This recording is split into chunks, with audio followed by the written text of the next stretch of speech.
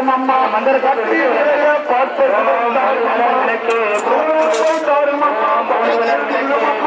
அல்லும் பகலும் அண்டையில் நில்லும் அம்மா பல்லவினையகற்றி மாவாய்க்கும் தாரும் அம்மா ஆதார உண்டன் தாளடியில் சரணடைந்தேன் மாவாத உண்டன் மலரடியில் நான் வந்தேன்.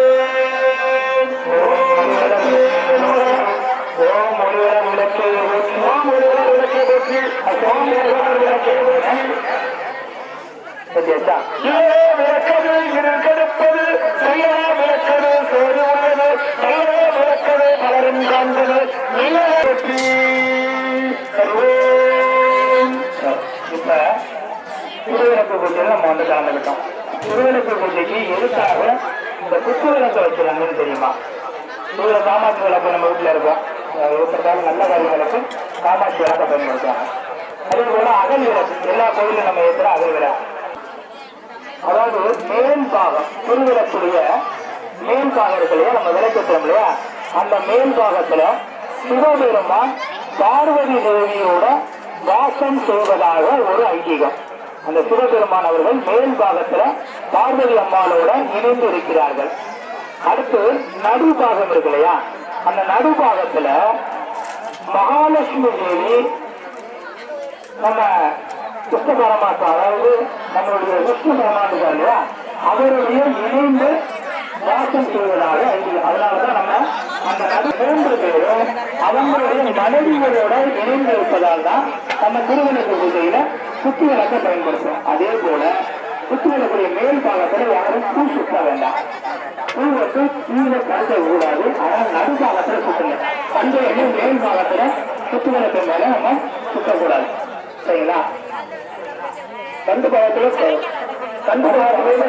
சுத்தமில்லை, மேல உச்சியில வைக்கக்கூடாது. அதனாலதான் நம்ம அர்ச்சனை பண்ணும்போது ஒவ்வொரு முறையும் மேல நடுவுல கீழே காட்டுவோம். அது எதுக்காகன்னு நிறைய பேர் சொன்னிக்க மாட்டாங்க. மேல காட்டுங்க, நடுவுல காட்டுங்க, கீழே காட்டுங்க. ஏன் மேல காட்டுறோம்னா முதல்ல சிவத்தை காட்டுறோம், 2வது விஷ்ணு பகவான் காட்டுறோம், 3வது நம்ம பிரம்மன்ட்ட காட்டுறோம். அதுக்காகத்தான் திருவிளக்குல திருவிழா குத்து விளக்காக பயன்படுத்துறோம். நல்லா அந்த ஊழல் அருமையான ஒரு சின்ன அரசனாலும் அம்சமான விளக்கு கொடுத்துருக்காங்க, சிறப்பா இருக்கு. இப்ப நம்ம திருவிழாக்கு போயிட்டு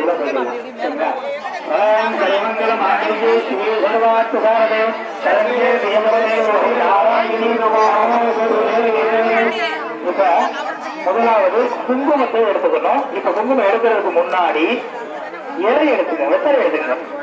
வெத்தலையுடைய உள்பாகத்தை நல்லா உங்க சேலையில துடைச்சுக்கங்க. உள்பாகத்தை நல்லா துடைச்சு அந்த திருவிழாக்குரிய அடிபாகத்துல வச்சிருங்க. நம்ம போடுற அந்த அர்ச்சனை பண்ற பொருள் நம்ம பயன்படுத்தணும் இல்லையா, அதனால அடிபாகத்துல வச்சுக்கோங்க. வச்சுக்கிட்டு சொல்லும் பொழுது நாங்க சொன்ன மாதிரி கட்ட விரல் மோதிர விரல 2 ஒன்று சேர்த்து எந்த பொருள் எடுத்தாலும் இந்த 2 விரலாலதான் நம்ம எடுக்கணும், சரிங்களா? அப்ப நம்ம முதலாவது வந்து குங்குமத்தால் அர்ச்சனை. ஏன்னா நம்ம திருவிளக்கு பூஜை நடத்துவதற்கான நோக்கம் நம்மளுடைய கணவன் நீண்ட காலங்களுக்கு நமக்கு துணையாக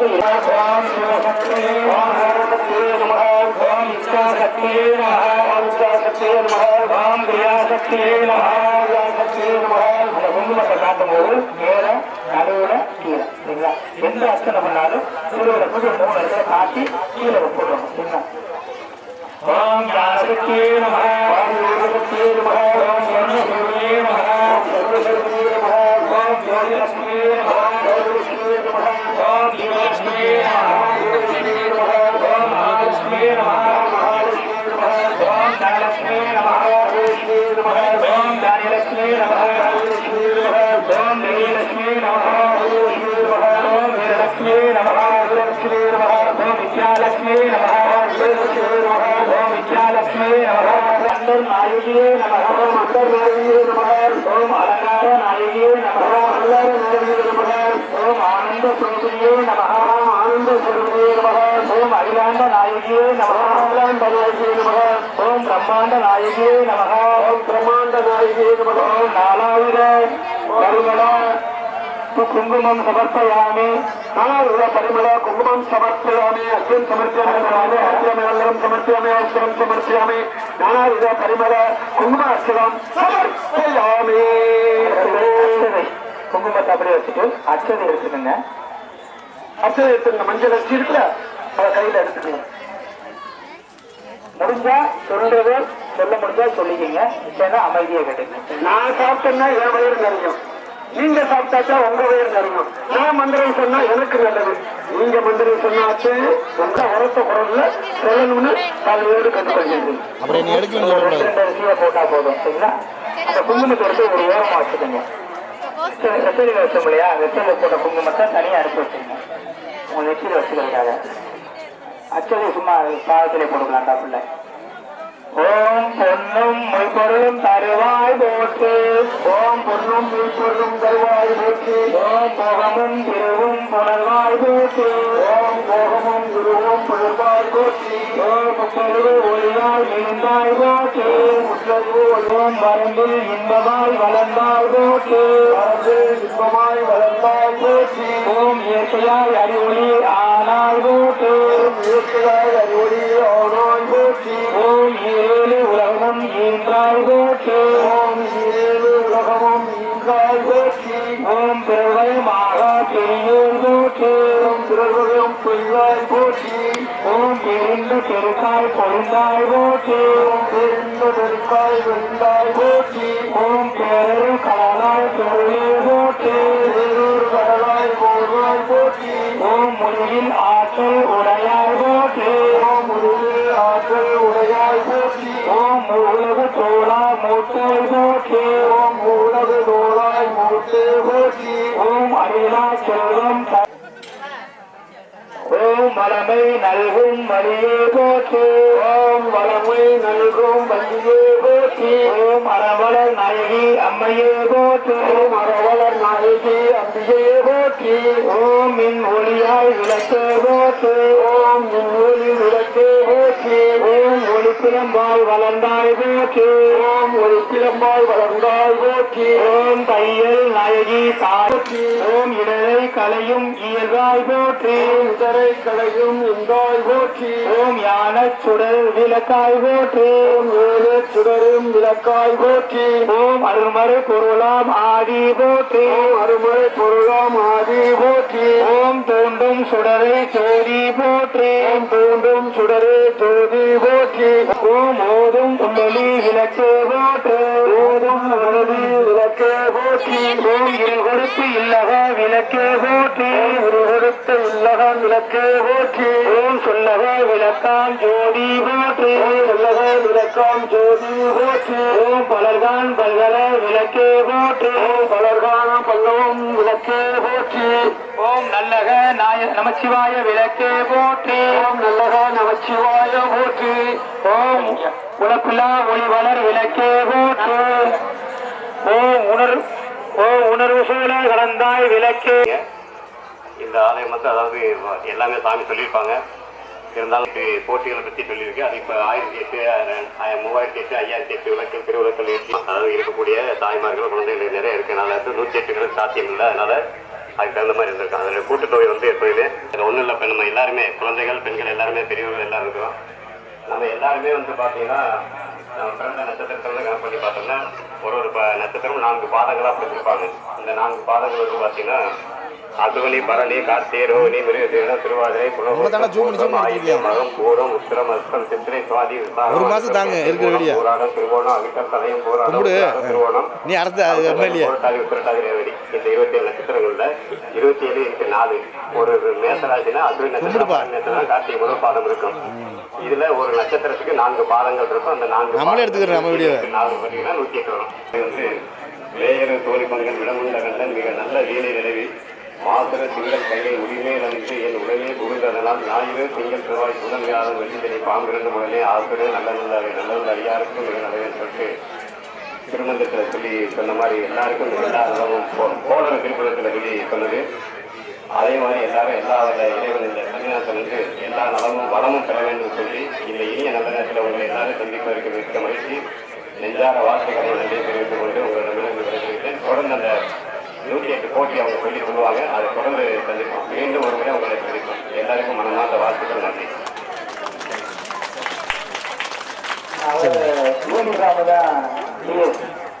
உணவு எல்லாமே நிறைய ஆன்மீக தெரிஞ்சவர்.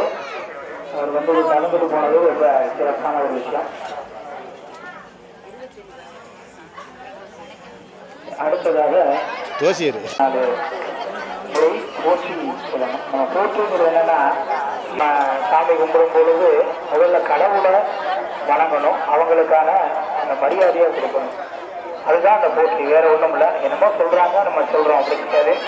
ஒன்னொன்னும் கடவுளுக்கு கொடுக்கக்கூடிய புகழ்ச்சியான பெயர்கள், அதுதான் நம்ம போற்றியா சொல்லிக்கிட்டு இருக்கோம். ஒரு 10 பேர் சாப்பாடு இங்கே எப்படி எடுத்து வச்சிடலாமா? சாப்பாடு இங்கே இருக்கு, வெஜிடபிள் பிரியாணி இருக்குன்னு சொல்லிட்டு அது இருக்கு, பட்டாணி கூட்டு வேற எல்லாமே இருக்கு, வெள்ளைச்சோறும் இருக்கு. ஏன்னா குழம்பு தனி எடுத்து வச்சிருக்காங்க. வந்து ஒரு 1000 பேர் சாப்பிட்ற அளவுக்கு 1200 பேர் சாப்பிடுறோம். இருந்தாலும் முன்னாடி சொல்லிடும்ல, நீங்க சொல்லுங்க தலைவர், வெள்ளைச்சோறு மாற்றிக்கிறோம். அதுக்கு நான் இங்கே வந்துருக்கேன். சரி, இங்கே வர சொல்லி எல்லாமே நம்ம நிறையா சொல்லி 2 பெஞ்சு இது டேபிள் 10 சேரு 2 ஒரு தண்ணி சின்ன பெட்டி வாங்கி வச்சுக்கு அந்த விளக்கு பூசை முடிஞ்சோன்னா எடுத்து மறுநாள் எடுத்து சூழாயுதம் சேர்த்து பூராமே 8000 போன வருஷம் வாங்கினது அதை அப்படியே அதை வச்சா அது ஒரு மாதிரி இருந்தது, அப்படியே வீணா போச்சு. அம்மன் படம் போட்டு வாங்கி பின்னாடி இருக்கு. அப்படியா? அதான் பின்னாடி இருக்குல்ல பெரிய சூழாயுதம், சரிதா? காலி படம் அப்படியே இருக்கு. அப்போ இந்த சூழாயுதம் ஆடுவாங்கன்னா அதுவே பெருசு. இந்த கல் இருக்குது நம்ம வாங்கி வச்சிருக்கோம். அப்படியா? பின்னாடி இருக்க சூழாயுதம் நம்ம வாங்கி சரி சரி சரி. சூழாயுதம் 2 கலர்ஸ், கீழே ஒரு கலர்ஸ், மேலே நெக்லஸ். பெட்டி வாங்கி அதை பாதுகாப்பாக வச்சுக்கோங்க.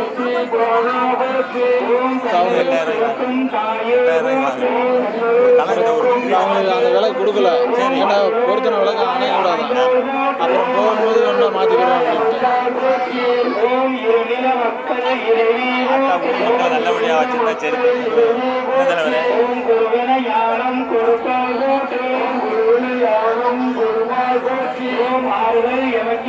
நம்மளே இருக்கு, நம்மளால முடிஞ்சது.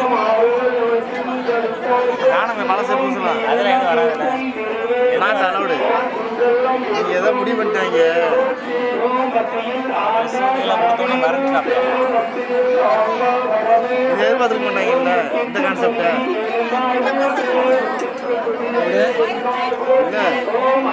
இவரு ஜிஎஸ்பி தான் மிரண்டுருப்பாரு. என்னடா 2 சமுதாயம் இவ்வளோ ஜாலியாக இருக்காங்க. நடந்துச்சு தோசியல் மாதிரி இருந்தாலும் அதான் அப்படி பார்ப்போம்ல. அந்த 2 பேருமே எங்களை இழுத்தடிச்சாங்க. இவர் போனோன்னா 11ஆம் தேதி மட்டும் விட்டு எந்த தேதினாலும் சொல்லு ஓகே பண்ணிடுவோம் அப்படின்ட்டு வரல.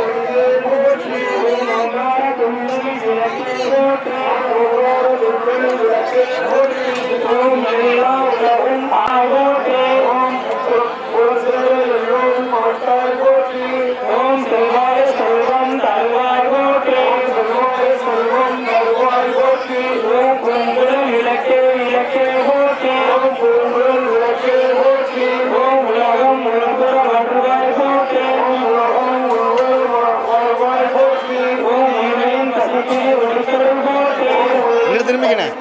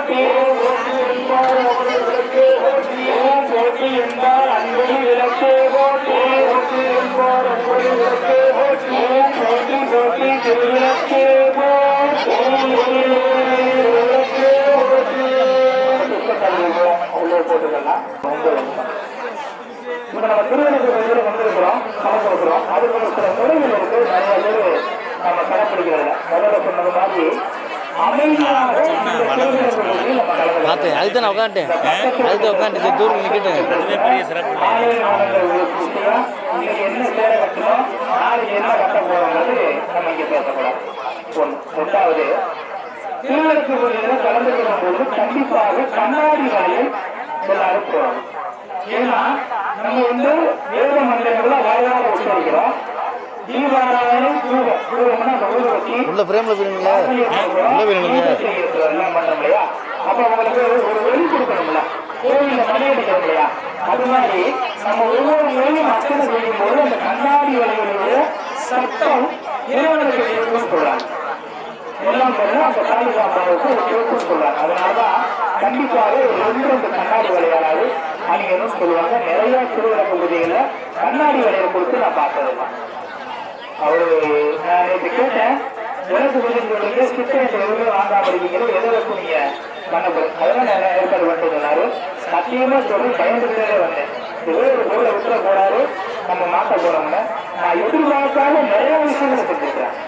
அது உண்மையில ஒரு பாராட்ட வேண்டிய ஒரு விஷயம். திருவிழாக்கு என்ன வேணுமோ நான் விரும்புறதுதான் சொல்ல. நாங்கள் கலந்துக்கிட்ட நிறைய விருதுகள் எங்களால முடிஞ்சவங்க பண்ணி கொடுத்துருவோம். என்ன வேணுமோ அதை கரெக்டா கொடுத்துருக்குறாங்க. அந்த வழியில் எதிர்பார்க்காத ஒண்ணு வந்திருக்குது. ரொம்ப சந்தோஷமான விஷயம். அடுத்ததாக பெண்கள் சேவை இல்லையா, அந்த சேவையை இந்த முன்னாடியே வச்சிருக்கு சொத்தையுமே. ஏன்னா பின்னாடி ஒரு விளக்கு இருக்கும், அந்த விளக்குல பட்டு ஒரு சின்ன அனுபாதம் நடக்கக்கூடாது. ஒண்ணு. அடுத்ததாக கண்டிப்பாக தலையை பின்னி கடைசியில ஒரு ரப்பர் பேண்டாக போட்டுருக்கணும். நியூஸ்பேர் உங்களை பார்க்கறதுக்கு மங்களகரமா இருக்கும், இல்லைன்னு சொல்லலாம். ஆனா திருவிழா ரொம்ப ஆபத்தாக இருக்கும். அதனால பெண்கள் இன்னைக்கு சொல்லுங்க, அதுக்கு எந்த திருவிழா கலந்துப்பட்டாலும் கண்டிப்பாக தலையை பின்னி பின்னாடி விட கீழே கடைசியில ஒரு ரப்பர் போடணும். ஏன்னா பின்னாடி பாருங்க, பின்னாடி ஒரு விளக்கு இருக்கு. அவங்க மந்திர சூழலையும் திருவிழா பிரார்த்தனை பண்ணவே கவனமா இருக்கும்போது கண்டிப்பாக அந்த விளக்குனால நம்ம முடிக்கு சேவை இருக்கும். அதே மாதிரி கண்டிப்பாக குங்குமம் நெற்றியில் இருக்க வேண்டும். ஒரு சின்ன பூவாவது தலையில் இருக்கும். சுமங்கலிக்கான பூஜை தான் இந்த திருவிளக்கு பூஜை. நம்ம எப்பயுமே சுமங்கலியை இருக்கணும் அப்படிங்கிறதுக்காக இந்த திருவிளக்கு பூஜையை நடத்துறோம். ஒண்ணு. அடுத்த இன்னொரு முக்கியமான கருத்து, இந்த விளக்கு நிறைய பேர் ஏற்றிருக்கீங்க இல்லையா, அந்த கிழக்க பார்த்து ஏற்றணும்னு ஒரு சிலை ஏற்றிருக்கீங்க. அப்படிலாம் கிடையாது. விளக்குக்கு திசை கிடையாது, ஒளிக்கு திசை கிடையாது. ஒளி எரியுது, சூழல் எப்படி எரியுது? மேலதான் எரியும். என்னெல்லாம் சூழல் எப்படி இருந்து பார்த்துருக்கீங்களா? மேலே எரியும், சுற்றி எடுத்துருவோம். அதுக்கு திசை இருக்கா? கிடையாது. அதனால எந்த திசையில வேணாலும் கண்டிப்பாக ஏற்கலாம். இது ஒரு சின்ன உதாரணம். நிறைய பேர் தப்பா எடுத்துக்கிறாங்க. சின்ன உதாரணம் நம்ம கண்ணப்ப நாயனார் ஒரு கதை கேள்விப்பட்டிருக்கீங்களா? நிறைய பேர் தெரியாது. அதாவது அந்த கோட்டையை குறித்து சொல்லிட, ஒரு சிவலிங்கத்தை ஒருத்தர் தன்னுடைய காலால விரிச்சது மாதிரி ஒன்று இருக்கும். கண்ணுல விரிச்சது மாதிரி இருக்கும். ஒரு கட்டில ரத்தம் வரும் அவருக்கு. கையில ஒரு அம்பு வச்சிருப்பார். அப்ப சாமியை ஒரு மனிதன் முடிக்கலாமா? அப்ப அவருக்கு நாயனாரும் நம்ம கும்பிடுறோம். இப்ப நான் ஏன் சொல்ல வரேன்னா, அவருக்கு சுருக்கமா சொல்லுற, அவர் ஒரு வேடன். அப்ப அவர் காட்டுப்பகுதியில ஒரு சிவலிங்கம் இருந்தது. அப்ப இந்த சிவலிங்கத்தை ஒரு பிராமணர் மாதிரி ஒரு ஐயர் செஞ்சிருக்காங்க. டெய்லி அதை நல்லா தண்ணி சுத்தமா கூட்டி தண்ணியை ஊற்றி அபிஷேகம் பண்ணி ஒரு சாப்பாடு நெய்வேத்தியம் சொல்ல முடியா, நம்ம பூஜை செய்யற மாதிரி நெய்வேத்தியங்கள் படிச்சு தீபாவளி சாயம்புறாரு. அப்ப என்னடான்னு கேட்கும்போது சாமி அதை புரிஞ்சு விட்டாரு. அப்ப அவருக்கு நம்ம ஏதோ செய்யணும் போல, அப்ப நம்மளும் சொல்லுவோம் அப்படின்னு நினைச்சு செஞ்சாருன்னா சாமியாக வராது. அந்த இடத்துக்குள்ள மறுபடியும் எண்ணெயெல்லாம் கலந்து இருக்குது, அந்த சாப்பாடெல்லாம் அப்படியே காத்து போயிருக்குது. அப்ப ஐயோ கொஞ்சம் நம்ம டெய்லி 3 வேளை சாப்பிடுறோம், அவர் ஒரு வேளை தானே சாப்பாடு வச்சிருக்காரு. அப்ப நம்ம வைக்கணும்ல. அப்ப என்ன செய்யறாரு, அது என்ன பண்றாருன்னா தன்னோட செருப்பு காலால அந்த குப்பைக்குள்ள கூட்டி தள்ளுறாரு. கூட்டி அந்த செருப்பு காலால தள்ளுறாரு. அடுத்து என்ன பண்றாரு, பக்கத்துல ஒரு குளத்துல தண்ணி எடுத்துருவாங்க இல்லையா, அந்த தண்ணி என்ன பண்றாருன்னா வாயில குடிச்சு வாயால குப்புறாரு. அந்த சிவலிங்கத்துக்கு மேல குப்புறாரு, வாயை உச்சிலால தண்ணியை குப்புறாரு.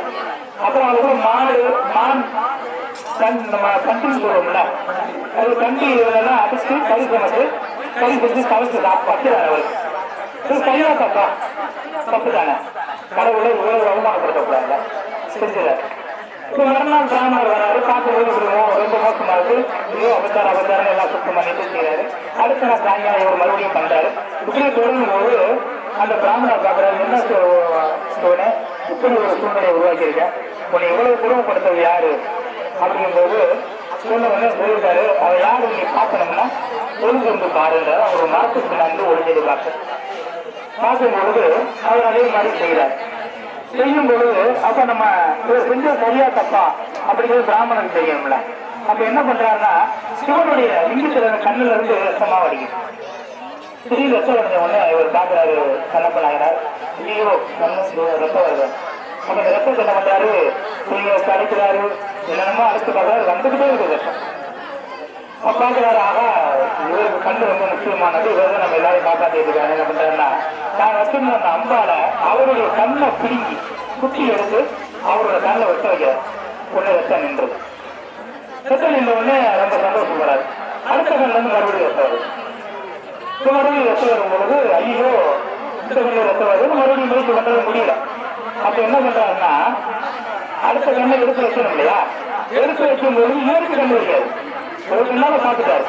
அப்ப கண்ணு தெரியாம போயிடும். அப்ப இன்னொரு லட்சம் தெரியாம போயிருங்க, சிவனுடைய மற்றொரு கண்ணில் கண்ணை தன்னுடைய கட்டவர்களால அமைச்சுட்டு தன்னோட கண்ணை பிடிங்க வைக்கிறார். அது ஒரு 2 கண்ணுங்கிறது சிவனுக்கு கண்ணு செஞ்சார்.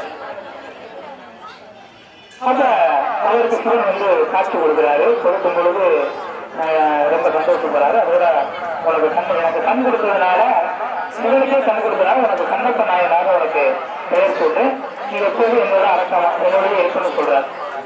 அப்ப அந்த பிராமணர் கேட்கிறாரு, என்ன குறிப்பிட்டவருக்கு இவ்வளவு காட்சி கொடுங்க. பூஜை பண்றது நல்லா மறுக்கணும், உள்ள ஒரு விஷயம் தான். பூஜை பண்றது உங்களுடைய அவனுடைய உளமான விருப்பம், யாருக்காகவும் எதுக்காகவும் செய்யாத. நீ ஆகவதியை கடைபிடிச்ச, அவன் எனக்காக என் கண்ணை கொடுத்தான், அதனாலதான் அவனுக்கு காட்சி கொடுத்தேன்னு சொன்னார். எதுக்காக சொல்றேன்னா, எந்த ஆலயங்களை வழிபட்டாலும் உங்க மனசு சுத்தமா வச்சுக்கங்க. சாமி கும்பிடும் போது பக்கத்து வீட்டுக்காரன் கார் வாங்கிட்டானே, இளம்பூருக்கும் பைக்கில் போறானே, அவன் கேட்க மாட்டேன்னு கேட்பான். சித்தம் பண்றதா சொல்ற நிறைய பேர் தன்னை பற்றி வருத்தப்படுறத விட அடுத்தவங்களை பற்றி தான் பொறாமப்படுறதை தவிர தன்னை பற்றி வருத்தப்படலாம். அவங்க பிரச்சனைகளை அவங்க பார்த்துக்கிடுவாங்க. அப்ப நீங்க உங்களுடைய குடும்பம் நல்லா இருக்கணும், உங்க குடும்பம் நல்லா இருக்கணும், உங்களுக்கு எல்லா செலவும் கிடைக்கணும். இறைவனிடம் உலகமாக பிரார்த்தனை பண்ணுங்க. நீங்க என்ன கொடுத்தாலும் இறைவன் ஏற்றுக்கொள்வான். அவனுக்கு நீங்க முக்கியமா கொடுக்க வேண்டியது நம்பிக்கைங்கிற ஒரு விஷயத்தை கொடுக்கணும். அவனுக்கு நம்புங்க முதல்ல. ஏதோ கோயிலுக்கு வந்து சாமி போகக்கூடாது. நீங்க என்னை காப்பாற்றும் நம்பினா அந்த இடத்துல அந்த இறைவன் நம்மளதான். அதனால எப்பயுமே தேவை வழிபாட்டில் நமக்கு தேவையானது இறைவன் மீது உள்ள நம்பிக்கை மட்டும்தான். அப்ப நம்ம கண்டிப்பாக இறைவனை மனதார நம்பிக்கை பண்ணணும். அந்த அக்கா சொன்னாங்க 70 மரத்தை அறுத்து மஞ்சளை தடவை வீட்டு வாசல வச்சோம்னா 100 வராதான். இந்த அக்கா சொன்னாலும் குடும்பத்தையும் வச்சணுமா, ஒரு அக்கா சொன்னாலும் 70 பார்த்து வாசலே வைக்கக்கூடாது. அப்படி என்ன செய்யணும், 70 மரம் அசித்தி சமையலாம், நோய் வராது, திரும்பி வீட்டுக்குள்ள வராது. சில பேர் விளம்பரத்துக்காக நிறைய இதுல யூடியூப்ல பேசி விடுறாங்க, அதனால வர பார்ப்போம். இன்னொரு விஷயம், இப்ப நம்ம ஏரியால ட்ரெண்டிங் என்னன்னா, இந்த பஞ்சமிக்கு வராகி அம்மன் கோயிலுக்கு போனா அந்த அம்மா எல்லாத்தையும் அள்ளி கொடுத்துருவாங்க சொல்றாங்க. கடவுள் நம்மளே மறைஞ்சாலும் மக்களுக்கு செஞ்சுக்கிட்டே வருவாங்க. பஞ்சமி அந்த அம்மாவுக்கு உகந்த நாள் தான் இல்லைன்னு சொல்ல, அந்த அம்மா சுயம்பு. அவங்க எப்ப போனாலும் அருள் தருவாங்க, எப்ப நினைச்சாலும் எல்லா சாமி அருள் தரும், எல்லா சாமியும் தருவாங்க. அதனால பஞ்சமியில போய் புண்ணியாதீங்க. ஒரு போகும் போதெல்லாம் கோயிலுக்கு போய் கும்பிடுங்க. விளம்பர ஆன்மீகம் வேண்டாம் சரிங்களா. நல்லபடியா இறைவனை நம்பிக்கையோட வளர்ந்து கண்டிப்பா உங்களுக்கும் உங்க குடும்பத்தார்கள் உங்க கிராமத்துக்கு ஒரு சின்ன ஒரு சம்பவம் நடத்துவாங்க. அதாவது மழை பெய்யுதா, எல்லாரும் கஷ்டம், மனசு கஷ்டப்பட்டுருக்கோம். அதான் மழை பெய்யுது, அண்ணன் பல லட்சங்கள் போட்டு எழுதிட்டாரு, நம்மளை மேற்க பண்ணி வந்துட்டோம். கிராமத்துக்கு யாராவது எவனா உதவி சொல்லி போடுவாங்க, கிழக்கு கொஞ்சம் நடத்த முடியாமல் போச்சுன்னு நான் சொன்னேன். ஒரு 10 நிமிஷம் தெரிஞ்சிருவோம், அதோட போயிடும். நாங்க கடவுளா கிடையாது. எதுனால சொன்னா, நம்ம இன்னைக்கு பேடி எடுப்போம், சரியா செஞ்சிருக்கிறோமா செய்யணும்ல, ஒரு செயலை நம்ம சரியா பண்ணிருக்கிறோமா செய்யணும்ல. அப்ப சரியா பண்ணிருக்கணும். வானம் மருந்துதான் நமக்கு தீர்த்தம் கிடைத்து வரவேற்று இருக்கிறார். ஒண்ணு.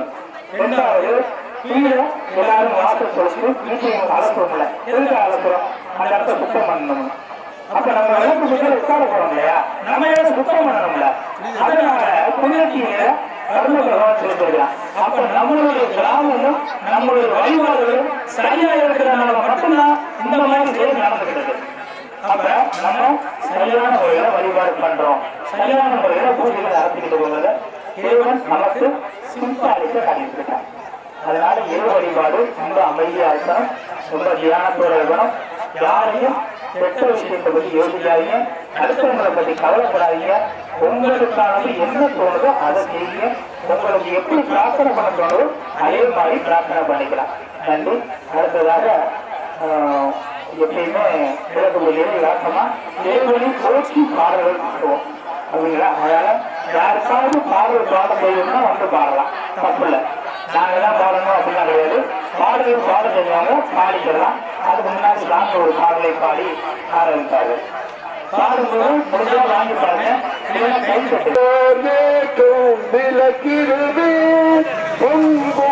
வீடியோடா